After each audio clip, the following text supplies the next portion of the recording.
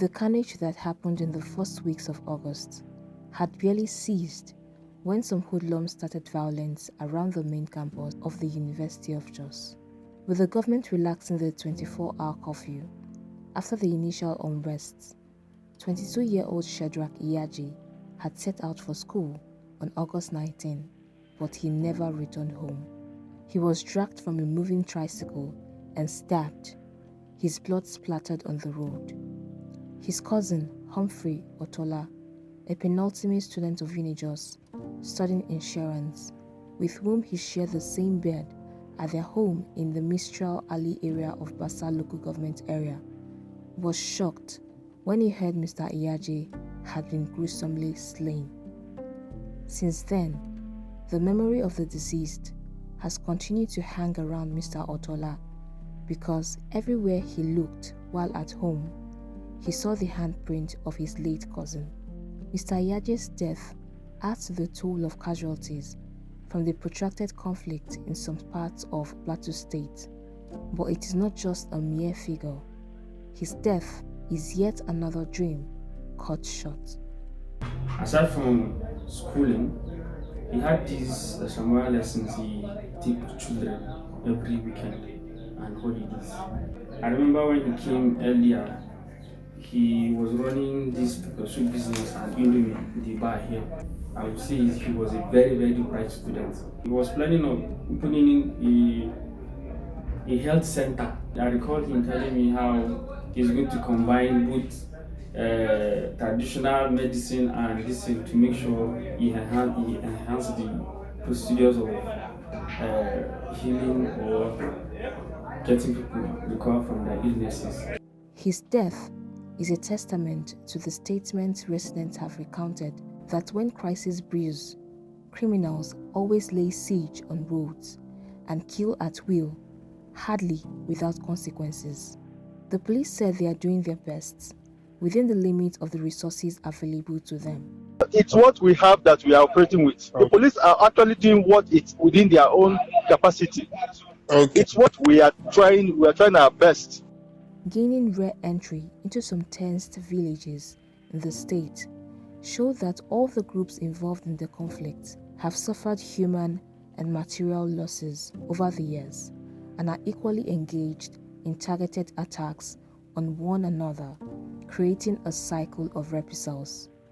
Leaders of Fulani communities in both Bakin-Ladi and Basa local government areas said they have been victims of brutal attacks too. The head of Miyetti Allah Cattle Breeders Association in Bakin-Ladi local government area, Muhammad, shared gory pictures of the mutilated bodies of some herders, some whose heads were sliced, others whose bodies were butchered. Effort to speak with some of the families were futile, with Mr. Muhammad saying culturally his people do not like recalling the circumstances of the death of their loved ones. Nonetheless, Mr. Muhammad admitted that his group sometimes encroach on other people's farms, adding that some are traditionally by accident and others by wickedness. It is true, and we also, our members also are having problem with some of the farmers.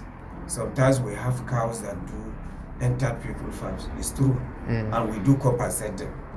There's one that is wickedness, pure wickedness. Somebody will just in his presence carry cows inside of somebody's farm or something like that. But in another way, they do poison the cows and they do kill the cows. Why does this crisis persist? Since the conflict broke out, several commissions of inquiry have been set up by both the federal and state governments to investigate the remote and immediate causes of the Jos crisis, the most significant of which including the Justice Suleiman Galadima Commission, the Justice Bola Ajibola Judicial Commission of Inquiry into the November 2008 crisis, among others. Despite this avalanche of committees, their recommendations are best kept on the pages of books, unimplemented. The government has a culture of foot dragging on the implementation of the panel's recommendations. The Fiberesima report was not published until 2009, after 2 high casualty clashes. The Ajibola report was published after 5 years. For some reason, which is not altogether clear to us, or for no reason at all, The government neither issued a white paper on the Fiberesima report nor implemented any of the Commission's recommendations, Justice Nikki Toby wrote in their report of 2001. The crisis of 2001 would have been averted if the recommendation of the Fiberesima Commission had been implemented. Since a house in Duse Uku area of Jos North local government area was burnt on October 12, 2019, Sarah Joshua had hoped for some succor from authorities, but nothing came.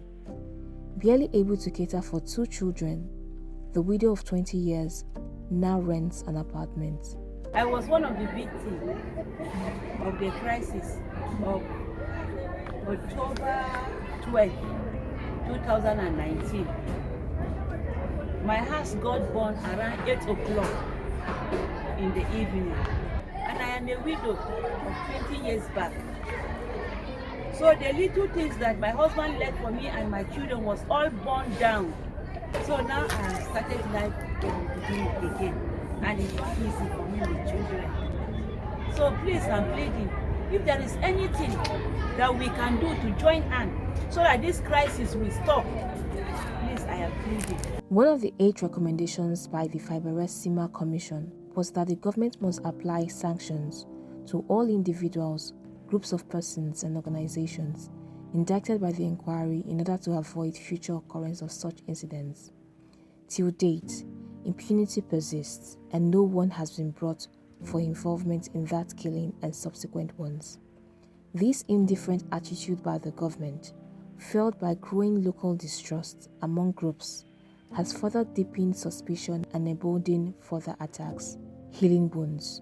Reeling under the wounds from years of conflict, communities in Bakin-Ladin local government area had looked for ways to heal. A glimmer of hope came in 2019 upon the appointment of Abdullahi Abdusalam as the commander of Operation Safe Haven Sector 4. Matching military tactics with social intervention and recreational programs, the colonel has been able to shepherd the communities into avoiding violence. Residents spoke highly of him, as they said justice is quickly dispensed. What is even causing the stealing and the crisis is injustice.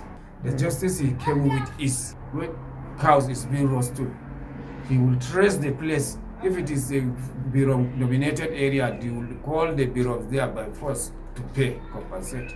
If it is the Birom that is farm or the cows has been roasted, he will call us, the leaders, who will pay. He has done it several times. I cannot even count any time that he has done that. Likewise, one of the beneficiaries of the social intervention programs of the operation, Harry Marshat, a person with disability, said the initiative has helped his cobbling business. The result will help me so that I go in church, go my shop. I thank the commander. Moving forward, adopting the Sokoto State example of zero discrimination in education and balanced employment opportunities and ensuring equitable and inclusive access to power and resources by all groups as suggested by a crisis group research paper. This was corroborated by the recommendation of the Justice Bola Ajibola Commission's panel of inquiry into the 2008 Jos crisis. Since the majority of the people of Jos North are dissatisfied with the form in which Jos North local government area was created, page 208 of the report read, the government can set up a machinery and put a demand before the National Assembly to consider restructuring of Jos North local government area to reflect the wishes and aspirations of everybody in Jos North. A former commander of the Operation Safe Haven in Plateau State, Augustine Agundu, has also suggested that every armed militia must surrender their arms unconditionally. Likewise, in tackling the crisis in southern Kaduna, which is similar to that of Plateau, the administration of Governor Nasir El-Rufai has set the tone for the elevation of broad-based citizenship above exclusive indigent status. To institutionalize this, there would be a need to amend the constitution. If successful, it is believed to potentially help reduce the age-long indigent settler divide that has often been the denominator for violence. A professor at the University of Jos, Ahmed Sabo, said the opposition to this call in some quarters is because of the understanding that if you are in a position of power, you will be entitled to a cut of the national cake. Unfortunately, this understanding that if you are in a position of power, maybe a certain tribe dominating a certain local government, they will be entitled to part of the national cake. So if you have a whole local government, you are actually guaranteed a piece of the national cake. Sylvester Dachomo, a pastor, shared the view that residency rather than indigeneity should determine citizens' rights. He said this must nonetheless be done nationwide, and Jos must not be used as a specimen for the experiment. This is not just an issue about Jos. In Nigeria, we want to promote nationalism. It should be across board. Jos cannot be a scapegoat for trying something. You go to Sokoto, it's the same thing. You go to Kano, I can't go to Kano and say I am an indigene of Kano, I own every right that the indigenous people of Kano have, even though I am a citizen of Nigeria. So the issue of indigenization is an issue that should be handled across board. And that is at the root of some of these crises. In places where the economy is designed to concentrate on people as source of wealth of the nation, meaning places where they design their economy in such a way that human resource is considered superior, you may not have this problem.